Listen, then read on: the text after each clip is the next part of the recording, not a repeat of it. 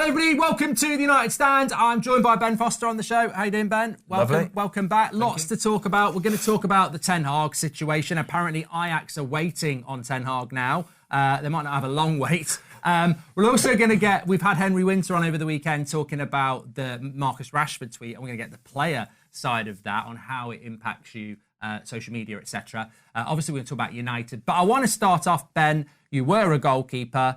You were a Man United goalkeeper. I said at the weekend, a lot of people on the equalising goal, it was a horrible game. We fought really hard. We get the goal. We're going to get the points. And then there's a mistake and it leads to a penalty, which it was. I'm 100% convinced about that. But where do you, as a goalkeeper, put the blame there? I'll tell you what I said. I said Casemiro is a C word. Under my breath. I didn't say it on the stream. I felt like saying it on the stream. But I was like, you fight so hard. We've played really shit. Yeah. The ball drops to him. 87th minute. The goalkeeper's got a Burnley player in front of him. Yeah. Just head it that way or head it for a corner, but don't try and cushion it. Because for me, I think if he's going to head it to the keeper, he's got to head it with some power. Direct, straight and to he him. sort of tries and spins it up, which leaves it there for the Burnley player to go. Yeah. But as a goalkeeper, has he got to do? What's your thoughts on that? Yeah, it's an accumulation of mistakes, basically. The header back is horrific, mate. Honestly, again, I don't know what you are thinking of trying to do there. You're trying to be clever. You're trying to be too sort of casual and calm and laid back. It's like 7-0 up in a bloody pre-season friendly. You can't do that. You can't do that at any minute of the game, let alone the 5th minute or so. So yeah, that's really poor from an experienced player as well. Don't get me wrong. I know he's not a centre back, but still, you can't just go doing that kind of thing. And then the mistake comes from Onana as well, where I think he, as a goalkeeper, needs to read that the header back is a loopy one. It's a slow one. He can see that Wan-Bissaka's underneath it. He can see Maguire's coming across as well. I think he just has to hold where he is and go, right, I'm going to leave you two to deal with this. Wan-Bissaka's got an incredible leap as well. I would back him to beat most people for those sort of standing, jumpy headers. And I think you just leave them to it. Even if Amdouni does get the first header, the first contact in that situation, he's not going to be able to score. He's not going to be able to put the ball in the back of the net because there wasn't enough pace on the ball. So he should have just stood there, let them two deal with it. But to come and try and get involved from his start position as well, which was way too deep, way too far away, you've got no chance. You've got absolutely no chance. Do you think, as a goalkeeper, because everybody knows that type of header from Casemiro, it's for the goalkeeper? Yeah. Do you think the goalkeeper That's why, yeah. He's heading it to me, I've got to go and get it. Yeah. And logic just goes out the window. Exactly that. It's exactly what it is. The goalie would have thought, I know that ball was supposed to be cushioned back for me, so do I need to come and get involved in this here? Yeah, I think I do need to come and get... And that's exactly why he's gone and got involved with it. Whereas I think a more experienced, level-headed goalkeeper would have just looked at it and gone, no, that's an awful header. I'm just going to stick where I am, thank you very much, and I'll let you guys deal with that. And I think if they would have got the first contact and it would have dropped down to the striker that was waiting on the 6-yard box and he puts it in, even then, the goalie still goes, well, I still did the right thing. I gave myself the best chance I possibly could. But yeah, once that ball loops up in the air, I watched Onana and I was thinking, don't come out for this. Do not come out for this. All hell breaks loose. Right then, let's talk about United. Ten Hag's been under a bit of fire. I really want to talk about what you think about the Rashford tweets, just from a player point of view, because I want to get this even-handed thing, because apparently it's very toxic on Rashford, and I think we've covered a lot of things. But let's talk Man United. At the weekend, it's a draw against Burnley. In fairness, I did say before the game, I don't want this, it's only Burnley stuff, because Burnley had only lost 1 in 7. And they're scrapping. They're scrapping for their lives, yeah. And I thought, people say they had 50% possession. That's not Burnley's problem. Like, they do have possession, they don't score. But Ten Hag came out after the game and said, we're one of the most dynamic and entertaining teams in the league at this moment. We are creating loads of chances by playing good football. I have some sympathy because we had 27 chances. Yeah. And we probably should have scored 4 goals. The problem is, it's not that it's not entertaining when you're conceding so many chances. I agree that they are they're dynamic going forward. Yeah, they are creating chances, but they allow the opposition to be dynamic as well, and that's the problem. It's like a game of basketball. Exactly, yeah. It's too back and forth really. It's too easy to play against Manchester United. I went to the FA Cup semi-final last week against Coventry, and Coventry, honestly, the amount of times I saw Cov with space and time and ability to just cut through the lines, and I just kept thinking, wow, like this is so easy to play against. It really, really is. So when you're coming up against Premier League teams who have got much more know-how and faster, quicker, more technical players, they're going to find it really, really easy to do. So I get what you're saying, but I still don't think it's the way that you can get set up for a football match, because you are allowing your opposition so much space. And when you play against the good teams, mate, they'll put you to the sword. I think the problem is, though, I've said this in my match reaction. When you look at that United defence, Wan-Bissaka isn't playing well. Casemiro is a nightmare at centre-back, and some would say in midfield anyway. Maguire's playing well, but he's slow. Yeah. And then you have got Delo at left-back. I would say that back four is comfortably in the bottom four Premier League defences at the moment. As a unit? Yeah, I think I expect that to concede chances. Yeah. Because I don't think there's anything Ten Hag can do at the moment. It's not like he's not picking a left back or a centre back. So I think that defence is going to concede chances. And then you've got two choices, haven't you? You either park the bus. Yeah.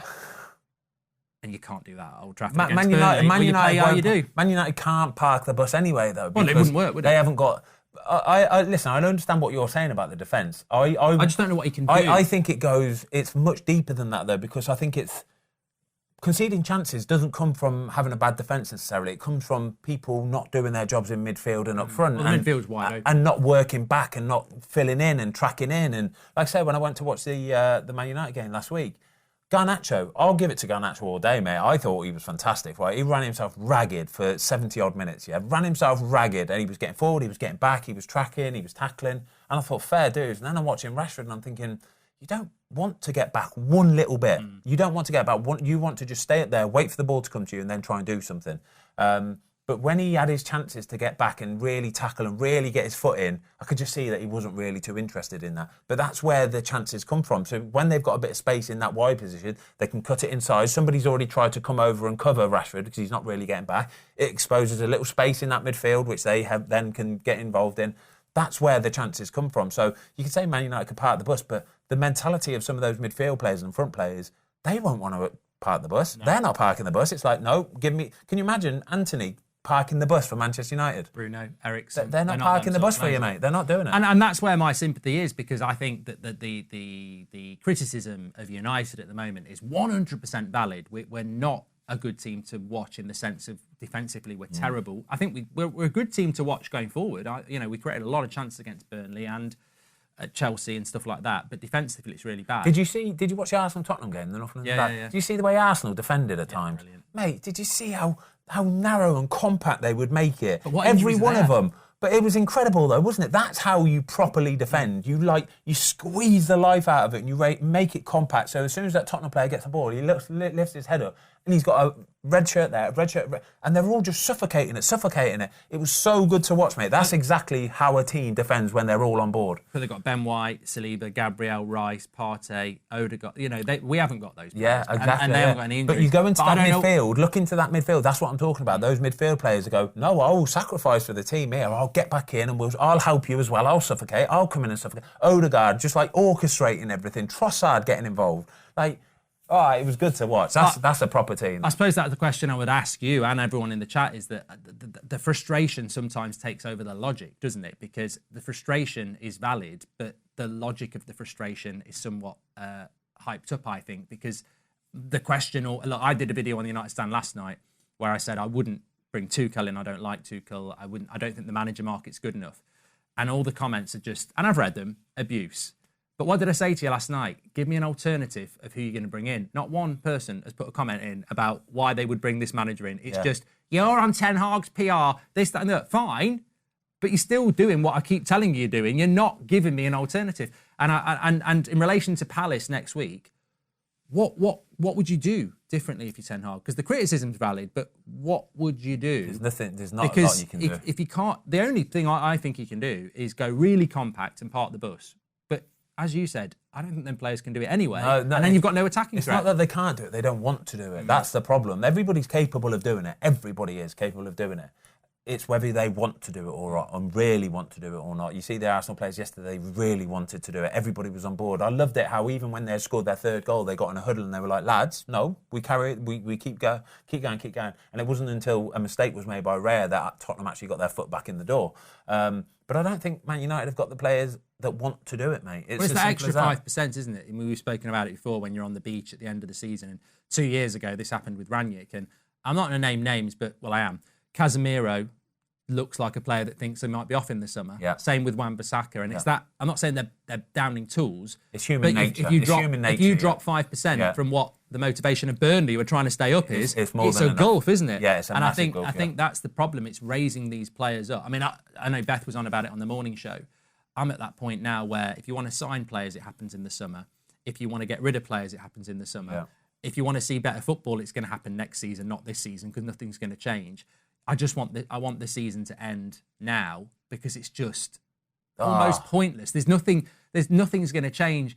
No one's going to get more motivated, apart from maybe the final, which is still a few weeks ago. Do you know, it's mad because like the games that they've had recently, the Sheffield United, the Coventry, the Burnley match, I think it's mad how everybody's perception is that they want Manchester United to lose at the minute. They see them going 1-0 down, they see them going 2-1 down against Sheffield United, and they're like, I want them to lose, I want them to keep losing. And but that's where Man United are at the minute. There's so much of a stink around the place, and people are so fed up of all the stories that are coming out of Man United, like the Rashford tweets that you spoke about. Like, what does he expect? You know, if you're not putting your performances on the pitch, it's not necessarily abuse, it's criticism. There's a big difference, yeah. There's a massive difference between abuse and criticism.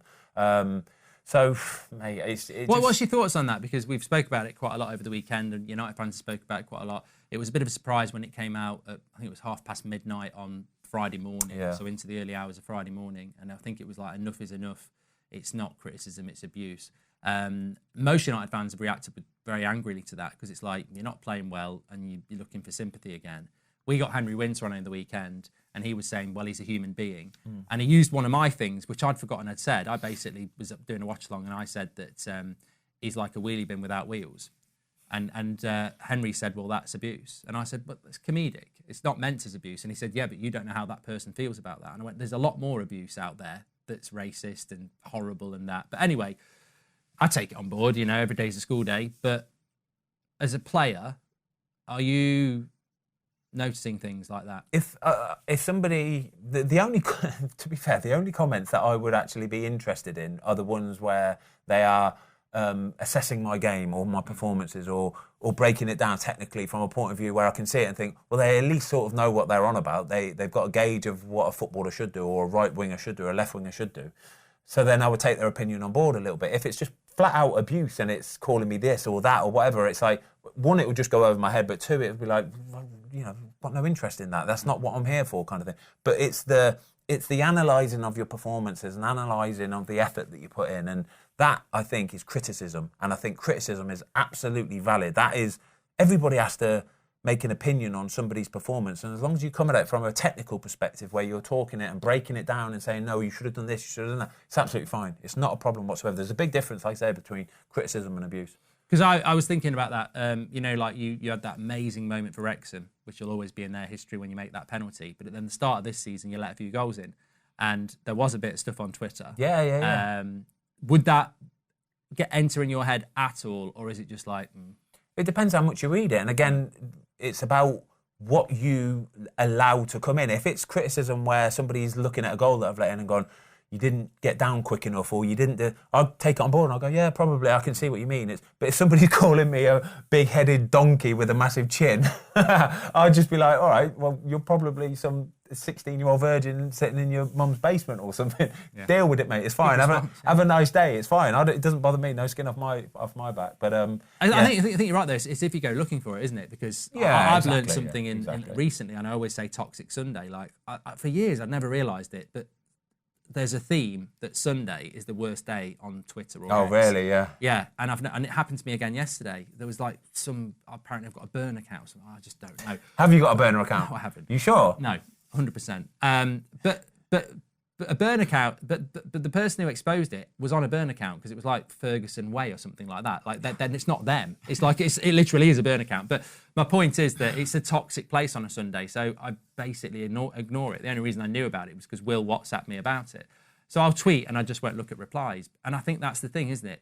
You know, we all get some level of abuse, whether it's from your mates or whatever like that, and it's how much you want to read it. And I think that Twitter's so faceless, mate. It's horrible. Like Twitter's the. But that's what I mean. So Marcus Rashford at midnight doing that. What are you doing? It's like, is it him? Is it his agent? What are you putting? It's still up there. It's not been deleted. What it's just are you like putting a tweet out at 12:30 for? That in itself is going to raise. He's got an award from the Queen. He's written a book. He's done stuff for charity. What are you doing on Twitter at midnight? That's what I mean.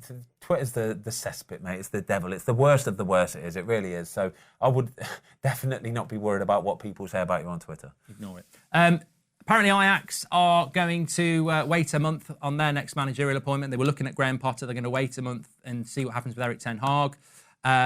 Where do you see Erik ten Hag next season? Apparently some positive stuff coming out in relation to Ineos and Wilcox. They're assessing it and they're sympathetic to the fact that he's had no structure, the injuries, etc.